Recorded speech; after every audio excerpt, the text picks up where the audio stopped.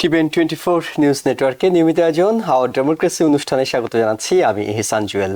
কিছুক্ষণ আগেই president Joe Biden NATO সম্মেলন শেষে সংবাদ সম্মেলনে মুখোমুখি হয়েছিলেন। প্রায় নির্ধারিত সময়ের 1 ঘন্টা পরে এই সংবাদ সম্মেলনটি শুরু হয়েছে এবং ঘন্টা খানেক ধরে এটি চলেছে। আমরা সেইখানে সরাসরি ছিলাম এবং সেটি নিয়েই বিস্তারিত আলোচনা করব আজকের আওয়ার ডেমোক্রেসি অনুষ্ঠানে। অতিথি হিসেবে আমাদের সাথে যোগ দিচ্ছেন A&M ইন্টারন্যাশনাল ইউনিভার্সিটি টেক্সাসের প্রফেসর ডক্টর মেহনাজ মোমেন এবং অতিথি হিসেবে আছেন আসলের ন্যাশনাল সেক্রেটারি করিম চৌধুরী। আপনাদের দুজনকে স্বাগত জানাচ্ছি আমাদের আলোচনায়। আপনারাও নিশ্চয়ই শুনছিলেন প্রেসিডেন্ট জো বাইডেনের সংবাদ সম্মেলনটি। সেখানে এই নেটো সম্মেলনের পুরো সময়টা তিনি মূলত 2 ধরনের পরীক্ষা দিয়েছেন। একটি পরীক্ষা দিয়েছেন ইউরোপিয়ান রাষ্ট্রপ্রধানদের কাছে, অর্থাৎ সেইখানে তিনি তার ব্যক্তিগত যোগাযোগ এবং তার সক্ষমতা, তাদের সাথে যোগাযোগ, সেসব বিষয় নিয়ে যেমন একটি পরীক্ষা পার করে এসেছেন। তার পরবর্তীতে তিনি সংবাদ সম্মেলনে মুখোমুখি হয়েছেন। শুধুমাত্র এই বিতর্কের পরে, অর্থাৎ ন্যাশনাল যে প্রেসিডেন্সিয়াল ডিবেট হয়েছে সেটির পরে এই সংবাদ সম্মেলন তা কিন্তু নয়, একেবারে এই বছরে এটি তার প্রথম কোনো সংবাদ সম্মেলন। বলা হচ্ছে 2023-এর নভেম্বরে সবশেষ তিনি এইভাবে সাংবাদিকদের মুখোমুখি হয়েছিলেন। হয়তো কোনো একটি টেলিভিশন চ্যানেলে গিয়েছেন, ইন্ডিভিজুয়ালি কিছু ইন্টারভিউ দিয়েছেন, কিন্তু সংবাদ সম্মেলন করে মুখোমুখি হওয়া তার এই প্রথম বলা হচ্ছে বছরের মধ্যে। আমি প্রফেসর মেহনাজ মোমেন, আপনার কাছে শুরুতেই জানতে চাইব, নিশ্চয়ই সংবাদ সম্মেলনে দেখেছেন যে বাইডেন অনেক সময় তার কথা জড়িয়ে যাচ্ছিল, মাঝে মাঝে তিনি উত্তেজিত হওয়ার চেষ্টা করছিলেন এবং সবগুলো প্রশ্নেরই উত্তর গুছিয়ে দেওয়ার চেষ্টা করছিলেন। আপনি তার এই সংবাদ সম্মেলনটাকে কত মার্কস দেবেন? ধন্যবাদ। প্রথম কোয়েশ্চেনই যখন উনি কামালা হ্যারিসের পরিবর্তে ট্রাম্পের নাম নিয়েছেন ভাইস প্রেসিডেন্ট, মানে ওটা একটা অনেক বড় একটা, মানে আমাদের যত ভীতি আছে বাইডেনকে ঘিরে, যখনই উনার কোনো একটা ভ্রান্তি দেখা যাচ্ছে ওই ভীতিগুলোই আরো কি বলবো, মানে আরো স্পষ্ট হচ্ছে এবং মনে হচ্ছে যে আমাদের ভীতিগুলোই সত্যি হবে। আচ্ছা, এখন আরেকটা কথা আমি বলতে চাই, এখানে বাইডেনের যে পারফরমেন্স নিয়ে কথা হচ্ছে, এখানে কিন্তু আমরা দেখেছি যে বাইডেনের অবশ্যই আপনার প্রেসিডেন্সিয়াল ডিবেটে পারফরমেন্স অত্যন্ত খারাপ, কিন্তু এর পরেও যখন জর্জ স্টেফানোপোলিসের সাথে ইন্টারভিউতে বসেছেন সেখানেও কিন্তু পারফরমেন্স ভালো ছিল না। যে রেডিও ইন্টারভিউ হয়েছে ওখানেও দেখা গেছে, পরে আর কি বের হয়েছে যে এটা বাইডেনের মানে বাইডেনের যে আপনার অ্যাডমিনিস্ট্রেশন তারা এই প্রশ্নটা সরবরাহ করেছিল। এরকম ধরনের নানা ধরনের জিনিস আসছে এবং আপনি যেটা বললেন বাইডেন তো সংবাদ সম্মেলনে আসেনি না, এটা এসছে। তো আজকে আমি বলবো যে অনেক দিক থেকে মানে এখন আমাদের মনে আমাদের বারটা এখন অনেক লো হয়ে গেছে। হ্যাঁ, সেই লো বারে কি বলবো, মানে এর থেকে খারাপ আর কি, মানে আমরা যা আশা করছি মানে মোটামুটি ভাবে ওরকম হয়েছে। কিন্তু সবচেয়ে বড় কথা যেটা এখন ডেমোক্র্যাটরা চাচ্ছে বাইডেনকে, বা কিছু কিছু ডেমোক্র্যাটরা চাচ্ছে বাইডেনের পরিবর্তে অন্য প্রার্থী আসুক। কিন্তু মুশকিলটা এটা হচ্ছে যে এখন আর কি অনেক লেট হয়ে গেছে, লজিস্টিক্যালি অনেক জটিল। আর সবচেয়ে বড় কথা যে আরেকটা প্রার্থীকে তো নিয়ে আসা হবে ইলেকশনে জিতার জন্য, তাই তো? কিন্তু বাইডেনের পরিবর্তে যাকে আনা হবে, এখন যেমন কামালা হ্যারিসকে তো তাকে টপকে অন্য মানুষকে আনাও খুব কঠিন, কিন্তু যাকে আনা হবে তাদের কেউ এরকম নাই যে এরকম কারো নাম নাই যে আসলেই বোঝা যাবে যে ইলেকশনটায় জয় সুনিশ্চিত। কাজেই যদিও বাইডেনকে নিয়ে অনেক ভয় আছে এবং বাইডেন ট্রাম্পের সাথে আমার কাছে মনে হয় হেরে যাওয়ার সম্ভাবনা অনেক বেশি, কিন্তু বাইডেনের পরিবর্তে কে আসলে জেতার সম্ভাবনা বেশি, এই প্রশ্নটার কোনো উত্তর কিন্তু এখনো পাওয়া যায়। কিন্তু আজকে মানে যেটা অরিজিনাল প্রশ্ন, মানে এটাতে আমি বলবো আমাদের বার অনেক লো, অনেক এখানে অনেক কথা জড়িয়ে গেছে, ভ্রান্তি এসছে, কিন্তু মানে এর থেকেও খারাপ হতে পারতো। আর মানে আমার ব্যক্তিগতভাবে আমি এভাবে করে বসে, মানে সেই মন্দের ভালোতে আছেন, অর্থাৎ আপনি মনে করছেন যে বাইডেন হয়তো এর চেয়ে খারাপ করতে পারতেন, যেটা বলছিলেন যে কামালা হ্যারিসের জায়গায় ভাইস প্রেসিডেন্ট হিসেবে ট্রাম্পের নাম বলছিলেন, এবং এর আগে সম্মেলন চলাকালে তিনি জেলেনস্কিকে যখন পরিচয় করে দিয়েছিলেন তখন পুতিন হিসেবে একবার পরিচয় করে দিয়েছিলেন। অর্থাৎ কিছু ভুলের মধ্যেই তিনি ঘুরছেন। আমাদেরকে একটা বিরতি নিয়ে নিতে হচ্ছে, কারণ আজানের কারণে একটা বিরতি আমরা নিয়ে নিচ্ছি, এরপরে খুব দ্রুত ফিরছি, তখন বাকি আলোচনাগুলো করব। দর্শক একটু সঙ্গে থাকুন। Because people sneeze. Because not everyone washes their hands. Because kids touch a lot of things. Set a date to get your COVID shot and RSV if eligible. Because if you're wondering, should I get my COVID shot? Think about other people. Learn more at nj.gov/health/vaccines. আবার স্বাগত। Hour democracy অনুষ্ঠানে আমাদের সাথে অতিথি হিসেবে আছেন professor doctor Mehnaz Momen এবং করিম চৌধুরী। করিম চৌধুরী ভাই, আপনার কাছে জানতে চাই, সেটি হলো যে বাইডেন তো আজকে অনেক বিষয় নিয়ে কথা বলেছেন। তিনি ইসরায়েল ইস্যুতে তার কিছু হতাশার কথা বলেছেন, তিনি নেটোর ভবিষ্যৎ নিয়ে কথা বলেছেন, চায়না নিয়ে কথা বলেছেন, রাশিয়া নিয়ে কথা বলেছেন, অনেক বিষয় নিয়ে কথা বলেছেন। কিন্তু আলোটা ছিল পুরোটা তার নির্বাচন নিয়ে। সেখানে সাংবাদিকরা এমন প্রশ্নটাও করছিলেন যে তিনি 2020 সালের ক্যাম্পেইনে বলছিলেন যে ডেমোক্রেটিক ইয়াং লিডারদেরকে তিনি জায়গা করে দেবেন। এবার যখন নির্বাচন আসলো তখন সাংবাদিকরা জানতে যাচ্ছেন সেটার কোনো অগ্রগতি আছে কিনা। তখন কিন্তু বাইডেন নানা সাফল্যের কথা বলেছেন তিনি তার কাজগুলো শেষ করে যেতে চান, অর্থাৎ তার অমীমাংসিত নানা কাজ আছে সেগুলো শেষ করে যেতে চান। পরোক্ষভাবে তিনি আরেকবার থাকার কথাই বলছেন। আপনার কাছে কি মনে হয়, তার সার্বিক পারফরমেন্স বিবেচনা করে তাকে আরো একবার থাকতে সুযোগ দেওয়া উচিত কিনা? সরাসরি যদি উত্তর দিই আপনাকে, তাহলে আমার মনে হয় তার চেয়ে ভালো ক্যান্ডিডেট ডেমোক্রেটদের ভিতরে যারা তার বিরোধিতা করছেন বা তাকে বলছেন যে তার কিছুটা সমস্যা রয়েছে, কিন্তু তারা ভালো একটা ক্যান্ডিডেট কিন্তু উপস্থাপন করতে এখন পর্যন্ত পারেন। আপনাকে বলে রাখি, এখানে যে around 4,000, to be correct, 3,949 delegates. Out of this 3,949, 3,000 নাম্বারটা এক্স্যাক্টলি বলি, 3,904 ডেলিগেট অলরেডি তাকে সম্মতি দিয়েছে। তো এই ক্ষেত্রে এই পর্যায়ে একদম শেষ পর্যায়ে এসে ক্যান্ডিডেট পরিবর্তন করার কথা যারা বলছে তারা মূলত ডেমোক্রেট পার্টিকে ফাইট করতে করার জন্য এবং তাদের বিভিন্ন ধরনের যে ক্যান্ডিডেট আছে লোকাল পর্যায়ে, প্রফেশনাল, সেনেটোরিয়াল, স্টেট লেভেল, তাদের জন্য বড় ধরনের বিপদ ডেকে আনছে। সেই দিকে ফোকাস না করে আমার সম্ভবত এটাই একজন ডেমোক্রেট হিসাবে আমি বলছি, আমি নিজে একজন ডেমোক্রেট, আমি বলবো যে Democratic Party should be behind our nominee and stay on course to defeat Donald Trump instead of talking and criticizing our own candidate. তো ডেমোক্রেটরা যেটা ভুল করছে সেটা হলো যে এখন তারা ফোকাস করতেছে তার স্বাস্থ্যের প্রতি, তার এইজের প্রতি, তার এই যে কথা মুখে বাজে যাচ্ছে, কিন্তু তাদের উচিত ডেমোক্রেটদের গত 3 বছর 3.5 বছরের যে অ্যাচিভমেন্ট গুলো, যে মেজর অ্যাচিভমেন্ট গুলো, সেগুলো নিয়ে কথা বলা। We cannot consider based on someone's age or a little bit of inability to speak clearly on the issues, because we should judge on his achievement, the measurable achievement, what he achieved. Instead, we are talking about the minor issues he did not. আপনারা যদি আজকে খেয়াল করেন, আজকের যে বক্তব্যে সে যে কথাগুলো উপস্থাপন করেছে, যে ফ্যাক্টস গুলো, সেই ফ্যাক্টস গুলো কিন্তু সত্য। দুই একটা জায়গায় জেলোনাস্কি নামের পরিবর্তন করে সে জেলোনাস্কি বলতে যায় পুতিন বলে ফেলছে, আবার ডোনাল্ড ট্রাম্পের নাম উচ্চারণ করছে তার own by. Yes, these are the major issues. These are the major issues, and he has a lot of deficiencies. Is there any better candidate Democrats are bringing? No. At this point, I think few weeks left. We should, before the Democratic National Convention, আপনি জানেন সেটা শিকাগোতে হবে। এর ভিতরে আমরা নিজেদের এই বিতর্ক বা নিজেদের এই দুর্বলতা না বলে বরং জাতির জন্য গত 3.5 বছরে বাইডেন কি উপহার দিয়েছে, কি অর্জন করেছে, কিভাবে সে প্যান্ডেমিক থেকে জাতিকে উদ্ধার করেছে এবং সারা বিশ্বে নেতৃত্ব দিয়েছে প্যান্ডেমিক করার জন্য, কিভাবে একটা টোটালি ভঙ্গুর অর্থনীতিকে ফিরিয়ে আনছে, কিভাবে যে আনএমপ্লয়মেন্ট এখন কোথায় নিয়ে গেছে, সেগুলোই ফোকাস করা উচিত, সেটি নিয়ে কথা বলা উচিত। যেটি ডেমোক্রেটরা নিজেদের ভালো কেন বুঝতে পারছেন না সেটা ঠিক জানি না। আমি একটু প্রফেসর ডক্টর মেহনাজ মোমেন আপনার কাছে যেতে চাই। সেটি হলো যে এবিসি নিউজ এবং ওয়াশিংটন পোস্ট আজকে একটি জরিপ প্রকাশ করেছে। সেই জরিপে তারা বলছে যে বাইডেন এবং ট্রাম্পের মধ্যে বয়সের কারণে 85% মানুষ বাইডেনকে নিয়ে সন্দিহান, যেখানে ট্রাম্পকে নিয়ে 60% সন্দিহান। দ্বিতীয় বিষয় তারা যেটি তুলেছে, 67% মানুষ মনে করে যে বাইডেনের সরে যাওয়া উচিত। এর মধ্যে 52% আছে বাইডেনেরই সমর্থক। সবশেষ যে বিষয়টি তারা এনেছে সেটি হলো ট্রাম্পের তুলনায় বিকল্প প্রার্থী হিসেবে কামালা হ্যারিস 3% এগিয়ে আছে, অর্থাৎ 3 ভাগ এগিয়ে আছে।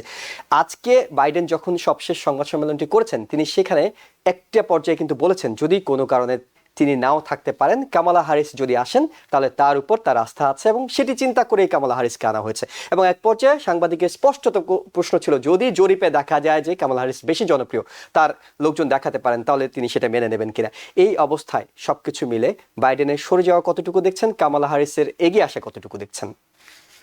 দেখেন, ডেমোক্রেটরা যেটা অনেক বড় ভুল করেছে, তারা কোনো প্রাইমারি, তারা যেটা করেছে এটা একটা কি বলবো, মানে একটা সারফেস প্রাইমারি, লোক দেখানো প্রাইমারি।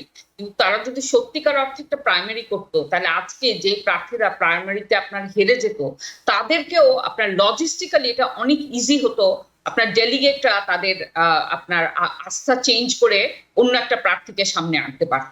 বা কামালা হ্যারিসকেও তখন হয়তো, আমি জানি না কামালা হ্যারিসের ক্ষেত্রে কি হতো, কারণ তাকে আর কি এই 3.5 বছরে ট্রাম্প বাইডেন অ্যাডমিনিস্ট্রেশনে উনি ভাইস প্রেসিডেন্ট, উনাকে এমন ধরনের দায়িত্ব দেওয়া হয়েছে, যেমন ইমিগ্রেশনের দায়িত্ব, মানে সেখানে উনি মানে এক্সেল করা অসম্ভব। কিন্তু এটাও সাথে সাথে বলবো যে অ্যাবর্শনের মতো এমন একটা issue Kamala Harris vice president থাকাকালীন অবস্থায় আসলো, কিন্তু সেই ইস্যুটা নিয়েও ডেমোক্রেটরা এমন কিছু করতে পারে না। মানে তারা খুবই লাকি যে মধ্যবর্তী নির্বাচনে এই অ্যাবর্শনের কারণে তারা অনেক সিট হারায়নি। হ্যাঁ, কাজে এইসব দিক দিয়ে দেখতে গেলে কামালা হ্যারিসের প্রতিও কিন্তু আপনার জনগণের অনেক বেশি আস্থা নাই। কিন্তু যেটা সবচেয়ে বড় মুশকিল, যে যেই সমস্ত প্রার্থীরা আসলে হয়তো ডেমোক্রেটদের বিজয়টা অনেক ভালো হতে পারত, মানে একদম নিশ্চিত হতে পারতো, যেমন গ্যাভিন নিউসাম আসলে, কিন্তু ওরা এই মুহূর্তে ওরা আসবে না, কারণ ওদের তো নিজের অ্যাসপিরেশন আছে প্রেসিডেন্ট হওয়ার। ওরা এরকম 3 মাস আগে এসে হেরে যাবে, মানে এটা ওরা কেন করবে? কাজে এই মুহূর্তে ডেমোক্রেটদের আসলে বাইডেন ছাড়া মানে অপশন খুবই কম। কিন্তু দেখা যাচ্ছে ডোনাররা অনেক জায়গাতে আপনার মানে ডোনাররা আপত্তি করছে, তো সেই সব দিক থেকে কি হবে আমি জানি না। কিন্তু এখানে আরেকটা আর কি অনেক সেন্সিটিভ বিষয় আছে। কামালা হ্যারিসকে বাদ দিয়ে আর কোনো প্রার্থী নিলে সেটারও কিন্তু অনেক মূল্য দিতে হবে।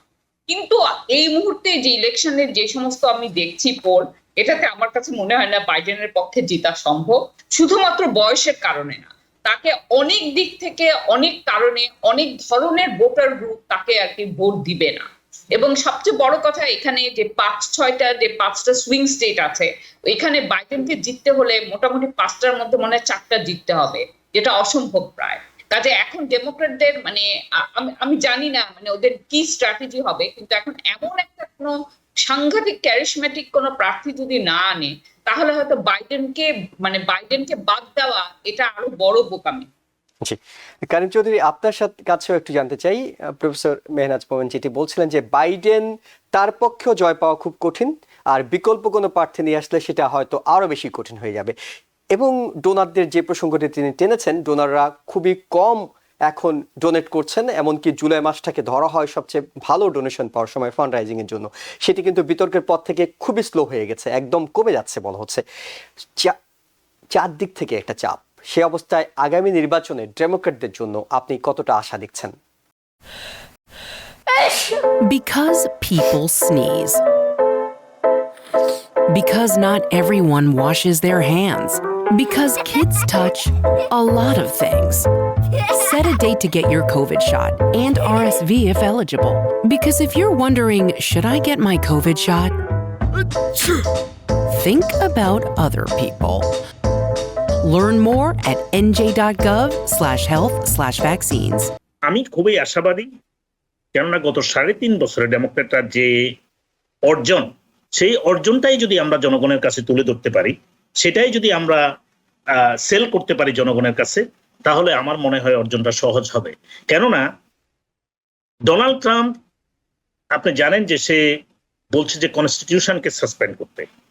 সে, আপনার একটা বই আছে, জন বল্টন, তার ন্যাশনাল সিকিউরিটি অ্যাডভাইজার, সে একটা বই লিখছে, the room it happen. Chinese প্রেসিডেন্টকে বলছিল, you help me to be elected, I will do anything and everything to sell the country in exchange of his presidency. তারপরে দেখুন, সে একজন ইলেকশন ডিনায়ার, কনভিক্টেড ক্রিমিনাল। তারপর যদি তাকে আমেরিকানরা ক্ষমতায় বসায়, আপনি দেখছেন গতবারে যখন সে ক্ষমতায় ছিল, ধনিক শ্রেণী যারা এই দেশের, তাদেরকে সে বড় ধরনের ট্যাক্স ব্রেক দিয়ে আমাদের যে ডেফিসিট, ন্যাশনাল ডেফিসিটকে সে আকাশচুম্বী করে ফেলছিল, ইনস্টেড অফ রিডিউস করা। আর আজকে মিডল ক্লাসের জন্য ডেমোক্রেটরা যে উপহার দিয়েছে, এবং এখন যে আপনি দেখেন যে জব গ্রোথ, আমাদের যে আনএমপ্লয়মেন্ট রেট কত নিচে আসছে, আজকের যে রিপোর্ট, তাতে করে দেখা যাচ্ছে যে জিনিসপত্রের দাম কমে আসবে, যেটা সাধারণ মানুষ দীর্ঘদিন ইনফ্লেশনের কারণে যে সমস্যায় পড়তেছিল, সবকিছু তাদের জীবনযাত্রা ব্যয় বেড়ে গেছে, আজকের রিপোর্টে আসছে এটা অনেকটা কমে আসছে এবং কমের দিকে যাচ্ছে।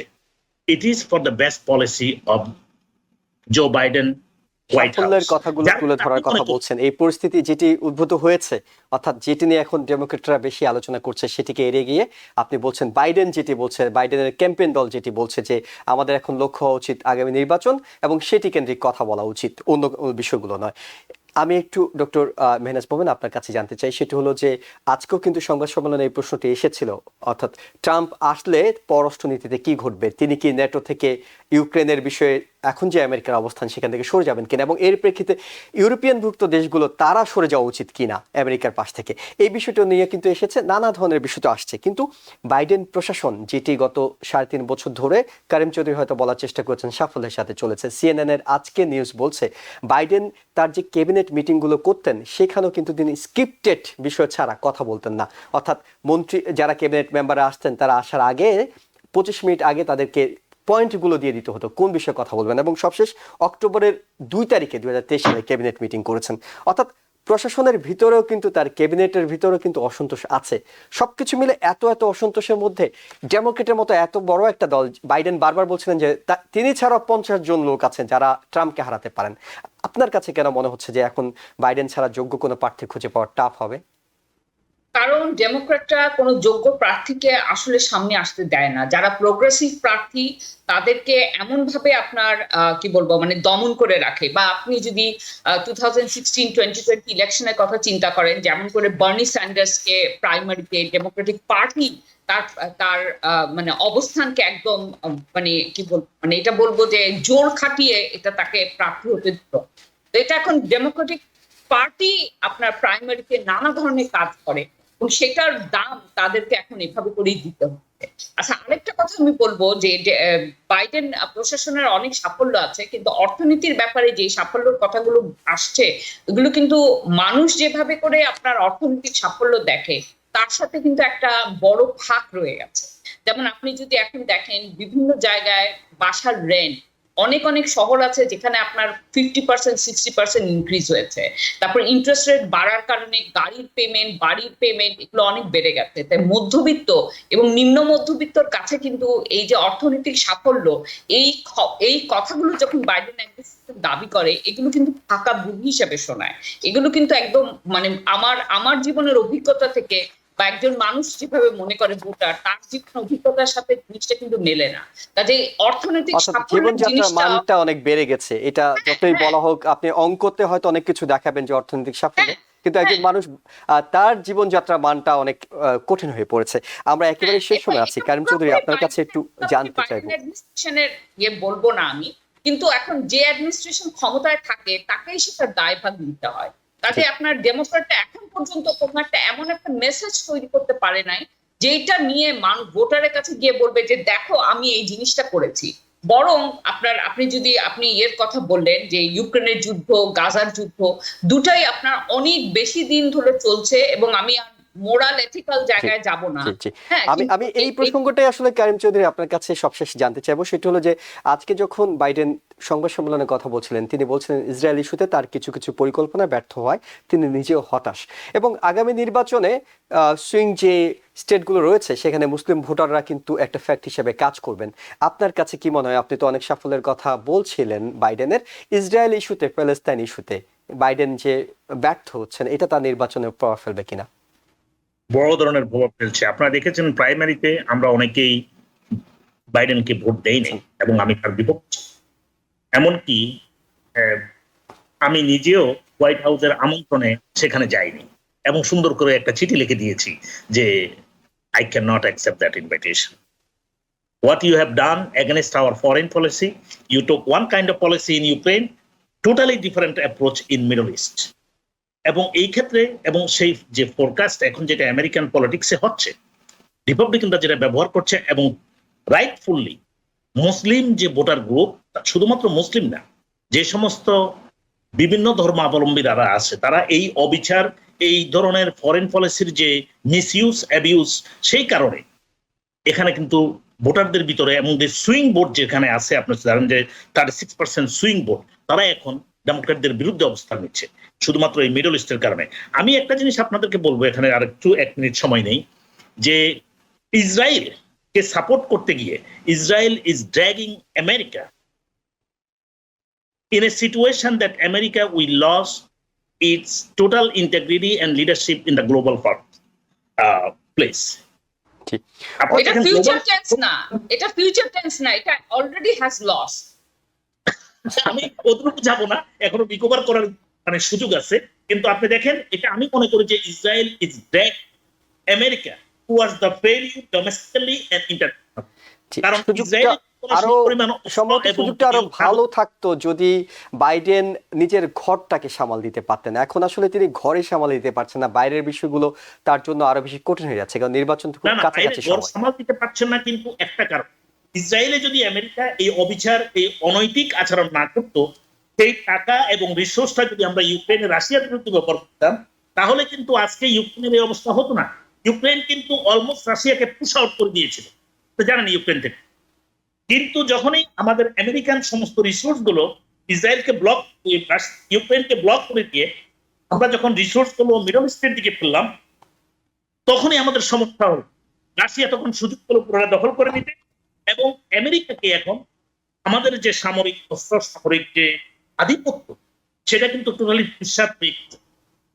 আপনি দেখুন আজকের যে স্ট্যাটিস্টিক, ইসরায়েলিরা কিন্তু অনেকটা হেরে যাচ্ছে, যদিও আমেরিকান সমস্ত বড় ধরনের অস্ত্র ব্যবহার করা হচ্ছে। উনি সুন্দর করে বলছেন 2000 পাউন্ডের কম ব্যবহার করতে নিষেধ, কিন্তু 1999 or more than 2000, 5000 pound bomb we are giving. We destroyed cities after cities. We destroyed we totally destroyed a country. And we are not talking about that one. We are talking about October 7 must attack them. But all the ammo they used, all the technology they used, CIA and Mossad gave it to them.